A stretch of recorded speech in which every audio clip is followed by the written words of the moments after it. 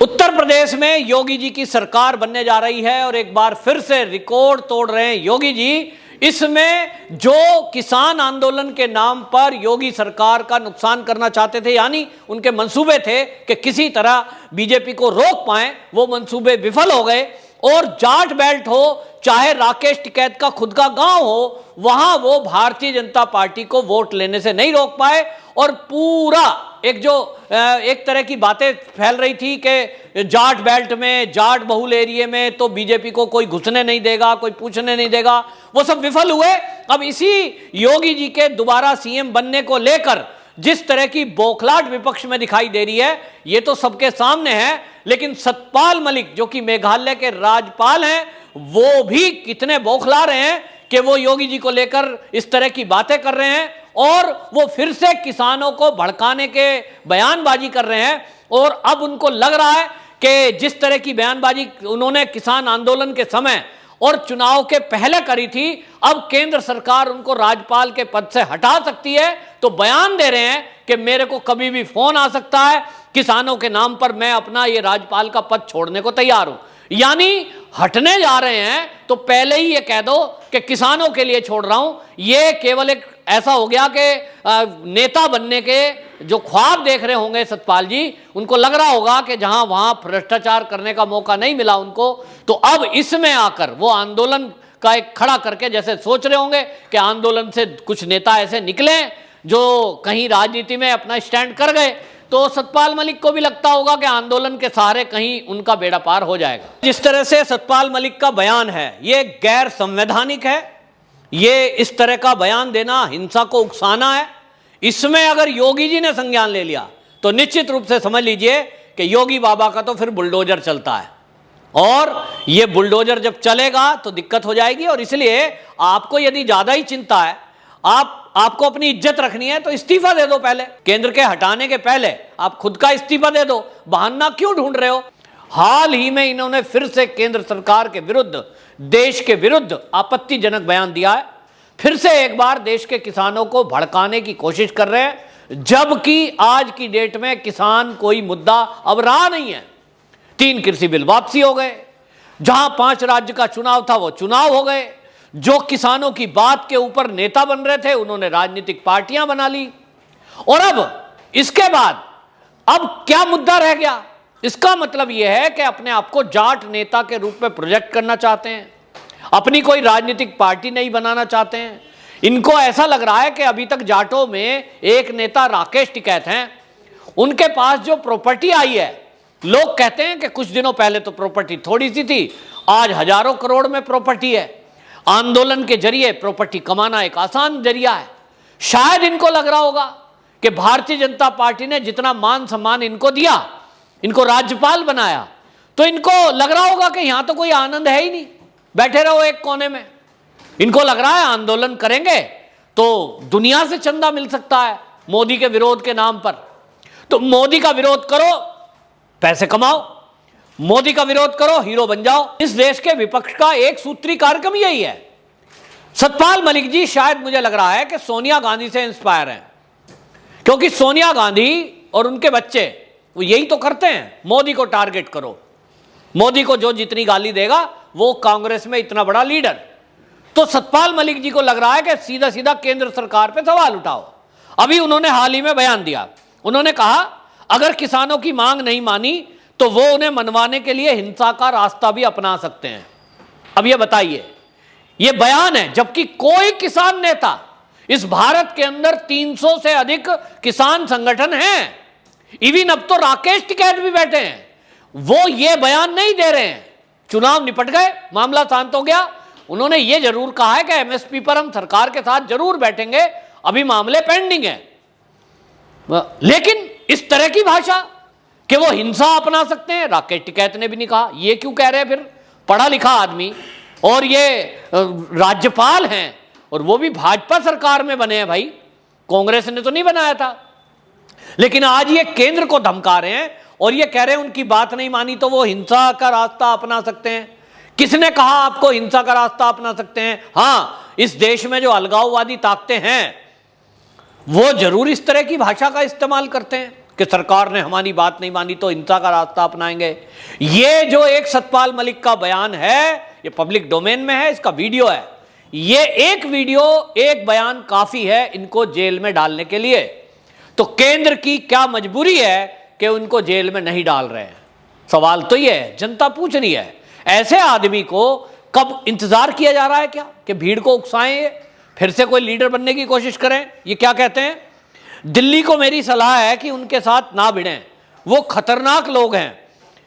किसानों का मुद्दा उठाने के कारण मुझे दिल्ली से कभी भी फोन भी आ सकता है, ये बयान दे रहे हैं। जाट और सिख कुछ भूलते नहीं हैं, आपको उन्हें कुछ देकर भेजना चाहिए था। ये इंदिरा गांधी और जनरल वैद की बात करते हैं। अब सवाल ये है, अगर ये बात कर रहे हैं कि जाट और सिख कुछ भूलते नहीं हैं, तो मुजफ्फरनगर तो भूल गए। एक संजीव बालियान, एक सुरेश राणा, एक संगीत सोम, जो उनके साथ खड़े थे मुसीबत के समय में, उनके ऊपर मुकदमे दर्ज हो रहे थे तो उन मुकदमों को वापसी करा रहे थे। जो जेल में डाल दिए गए थे अखिलेश की सरकार में, उसको जेल से निकालने की प्रक्रिया में साथ खड़े थे, आंदोलन कर रहे थे बहन बेटियों की इज्जत के लिए, वो तो भूल गए। ये सतपाल मलिक की भाषा ये किस तरह की है, ये देश की जनता अब ये पूछ रही है। अब मुझे लग रहा है जिस तरह की बयानबाजी इन्होंने चुनाव प्रक्रिया के पहले किसान आंदोलन के टाइम पे की है, बार बार इनको कोई पूछ नहीं रहा, अपने आप बोलना है, मैं कुछ हूं, मैं किसानों के हित में हूं, आंदोलन करने को कह रहे हैं। ठीक है, इनका मन कर रहा होगा कि भाई राज्यपाल रहते हुए मजा नहीं आ रहा, पूरे देश में घूमना, आंदोलन बनाना, किसान एक ऐसा मुद्दा है जिसको उठाया जा सकता है, कुछ भी उठा लो इस देश में, एमएसपी की गारंटी का ही मुद्दा उठा लो, बिल वापसी तो हो गए, अब और तो कुछ बचा नहीं है। हाँ, एफआईआर वापसी होनी है अभी, जिन्होंने तिरंगे का अपमान किया, जिन्होंने इस आंदोलन के तहत लोगों को मारा, रेप हुए, उनके ऊपर केस हैं, वो जेल में बंद हैं, तो वो मुद्दा हो सकता है अभी, उसके नाम पे कुछ चंदा बंदा इकट्ठा हो जाएगा। गुरु पतवंत सिंह पन्नू बैठा है, वो देखता है कि भारत के विरोध में, मोदी के विरोध में कौन कौन लोग हैं, उनको कैसे फंडिंग करनी है, इनको लग रहा होगा। तो ये जो बयानबाजी है ये बहुत गलत है। लेकिन आपको बता दें, जाटों की स्थिति में अगर ये सतपाल मलिक ये सोच रहे हैं कि इस तरह की बयानबाजी करके और ये जाटों का कोई आंदोलन खड़ा कर देंगे, एक राजनीतिक पार्टी बना देंगे और जाट इनको अपना लीडर मानने लगेंगे, तो ये भूल में है।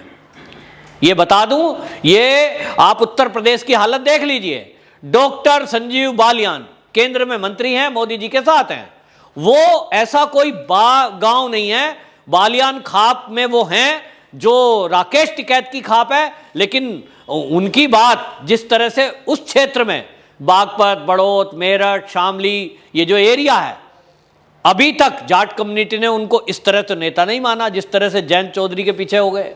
सब जयंत चौधरी के पीछे हो गए। चौधरी साहब का पोता है साहब, बस बेटा था अजीत सिंह तो उनके पीछे थे, और अब पोता है तो उसके पीछे हैं, कल को उसका बच्चा बड़ा हो जाएगा फिर उसके पीछे रहेंगे। तो कोई पूछ रहा था कि आखिर क्या कारण है कि संजीव बालियान जमीन पर काम करते हैं इतना जाटों के लिए, दिन रात उनके हर दुख सुख में साथ हैं। कोई ऐसा फंक्शन नहीं होगा कि उन्हें निमंत्रण मिले किसी जाट फैमिली का, चाहे वो विवाह हो, चाहे वो किसी का शोक संदेश हो, उनकी फैमिली का एक मेंबर जरूर पहुंचता है। रात के 12 बजे हो, कितने बजे हो, कोई कॉल कर दे मैं मुसीबत में हूं, तुरंत थाने पहुंचते हैं या मुसीबत का मदद करते हैं। उसके बावजूद उनको नेता मानने को तैयार नहीं है। क्या कारण है? तो संजीव बालियान ही अपना बयान दे रहे थे कि इसका कारण है कि एक तो ऐसे घर में पैदा हुआ है जयंत चौधरी कि जहां चौधरी पहले से है भाई, क्योंकि चरण सिंह जी का पोता है, इस वजह से मैं एक आम परिवार में पैदा हुआ हूं, इसलिए मुझे कोई नेता मानने को तैयार उस तरह से नहीं है कि बैठे बिठाए सब कुछ मिल जाए, सारी कम्युनिटी पीछे हो जाए, जबकि दिन रात मेहनत किए हुए है। तो सतपाल मलिक जी किस ख्वाब में है?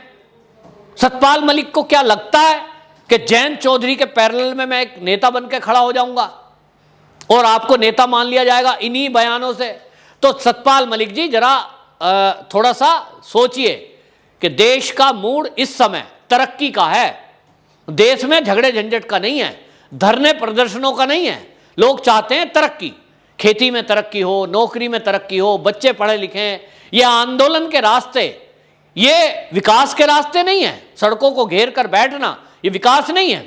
और देश में जितना कोरोना काल में 2 साल में ये मुसीबत झेली है, उद्योग धंधे बन रहे हैं, जिसके कारण बहुत देश का नुकसान हुआ है। इसके बाद हर समझदार व्यक्ति को भारत के ये कोशिश करनी चाहिए कि भारत कैसे आगे बढ़े।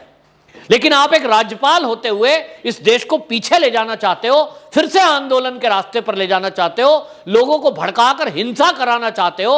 आप उनकी बड़ाई कर रहे हो जिन लोगों ने हत्याएं कर दी, इंदिरा गांधी जी की और बाकी किसी की। आप कहते हो जी ये भी वही कम्युनिटी है, तो एक तरह से आप जाटों का तो अपमान कर रहे हो।